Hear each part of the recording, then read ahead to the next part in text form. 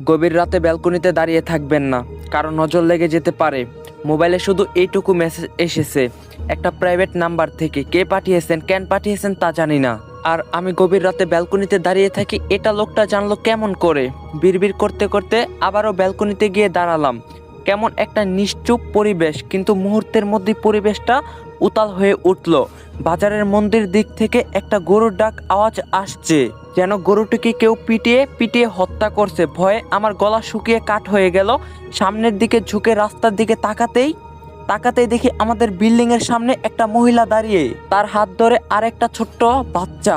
মহিলার চুলগুলো মুখের উপর দিয়ে সামনে ছড়ানো। পাশের বাড়ির গেটের দিকে তাকাতেই দেখি একই চিত্র। আমার মাথা সেই সময় কাজ করছিল না। সারাদিন কঠোর পরিশ্রম করে না ঘুমিয়ে রাত জাগার কারণে আমার হেলুসিনেশন হতে পারে, এটা ভেবে আমি রুমে চলে আসলাম। সকালে এক কাপ কফি হাতে করে ব্যালকনিতে যেতেই নিচে অনেক মানুষের আগমন দেখতে পেলাম।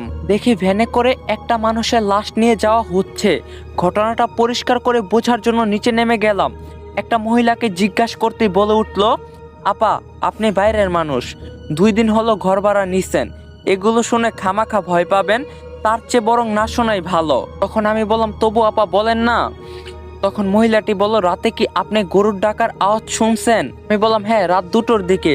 তখন আপা বলল, রাস্তার দিকে তাকাইছিলেন নাকি? তখন আমি বললাম, রাস্তার দিকে তাকিয়ে দেখি প্রতিটা ঘরের সামনে একজন মহিলাও একটা বাচ্চা দাঁড়িয়ে আছে। তখন আপা বলল, বলেন কি, আপনার তো দেখি খুব সাহস, আর খবরদার দাঁড়াবেন না ওখানে। তখন আমি বললাম, এই লাশের সাথে এগুলোর সম্পর্ক কি সেটা তো বলবেন। তখন আপা বলতে শুরু করলো, প্রতি অমাবস্যার রাতে এই মন্দিরটার দিক গরু ডাকার আওয়াজ আসে।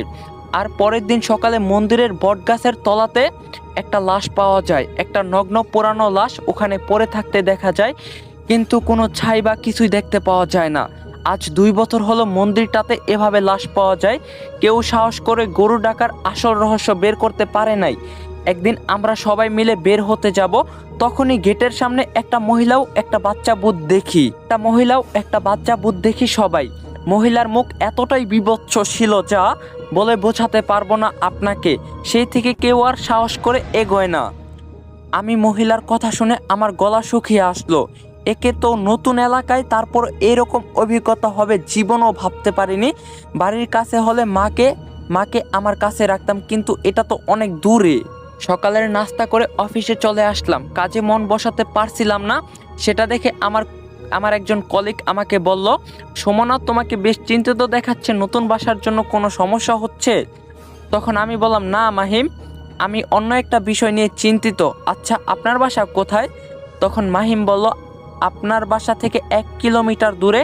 কিন্তু কেন বলেন তো? তখন আমি বললাম, না মানে আমার বাসার পাশে মন্দিরটাতে গতকাল একটা লাশ পাওয়া গেছে, জানেন আপনি? তখন মাহিম বলল, এটার নতুন কি? আমি এখানে 6 মাস আছি, 6 মাসে 6টা লাশ পাওয়া গেছে শুনেছি। পুলিশ কতবার যে অভিযান করছে, কিছুই পায় না, কোনো প্রমাণ মিলে না হত্যার। সবাই ধারণা করে মন্দিরের যেসব মানুষের লাশ পোড়ানো হয় সেই লাশগুলোর পরই প্রতিশোধ নিচ্ছে। তখন আমি বললাম, আচ্ছা, লাশগুলো তো ছাই হচ্ছে না, শুধু তেলে ভাজা মাংসের মতো করে পুড়িয়ে মারা হয়। আমার কেমন যেন লাগছে বিষয়টা। তখন মাহিম বলল, অফিসে মন্দিরের কথা আলোচনা করা নিষেধ, তবু আপনাকে বললাম বেশি মাথা ঘাটিয়েন না।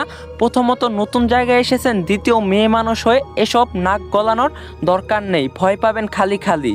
তারপর আমি অফিস থেকে বাড়িতে এসে সেই দিন গুগল ম্যাপে সার্চ দিয়ে এলাকাটা দেখে নিলাম ভালো করে।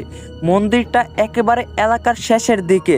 400 বছর আগেকার পুরনো মন্দির, অনেক জনপ্রিয়, তাই সাহস করে হয়তোবা প্রশাসন কিছু করতে পারে না। মন্দিরের ওপাশটাতে শুধু মাঠ আর মাঠ, 100-2 বাড়ি এই এলাকায়। বিষয়টা নিয়ে ভাবছি, তখনই সেই প্রাইভেট নাম্বার থেকে একটা মেসেজ, আজ রাতে দাঁড়িয়ে থাকবেন, আপনাকে দেখার অনেক ইচ্ছা জাগছে।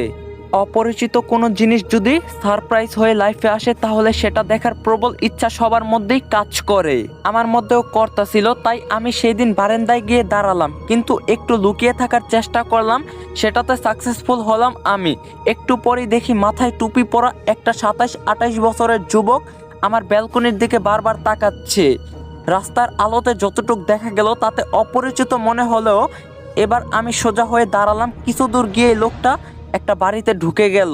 এভাবে প্রায় 20 দিনের মতো আমিও লোকটাকে ফলো করলাম। প্রতিদিন লোকটা ওই বাড়িতে ঢুকে ঠিক রাত 2টাতে। লোকটাকে জানার জন্য আমি একটা শুক্রবারে ওই বাড়িতে চলে গেলাম, যেখানে প্রতিদিন অপরিচিত লোকটা ঢোকে। বাসার কলিং বেল চাপতেই একটা বয়স্ক মহিলা বের হয়ে আসলো। তখন আমি বললাম, আসসালামু আলাইকুম আন্টি। তখন আন্টি সালামের উত্তর দিল, ওয়ালাইকুম আসসালাম, মা তুমি কে? তখন আমি বললাম, আন্টি আমি ওই পাশের বিল্ডিংয়েই ভাড়াটিয়া, আজ 25 দিন যাবত এসেছি। তখন আন্টি বলল, আমার কাছে কিছু দরকার। তখন আমি বললাম, আন্টি মানে আপনার কি 27-28 বছর বয়সী কোনো ছেলে আছে? তখন আন্টি বলল, কেন মা? তখন আমি বললাম, না মানে একটু জানতে চাচ্ছিলাম, প্রতিদিন আমি ব্যালকনিতে দাঁড়িয়ে থাকি, তাকে এই বাড়িতেই ঢুকতে দেখি, তাই জানতে চাচ্ছিলাম। তখন আন্টি বলল, তুমি নিশ্চিত যে সে এই বাড়িতেই ঢোকে? তখন আমি বললাম, হ্যাঁ আন্টি আমি নিজের চোখে দেখছি। তখন আন্টি বলল, কিন্তু মা আমার ছেলে তো আরো 7 মাস আগেই মারা গিয়েছে, আমি এই বাড়িতে একা থাকি।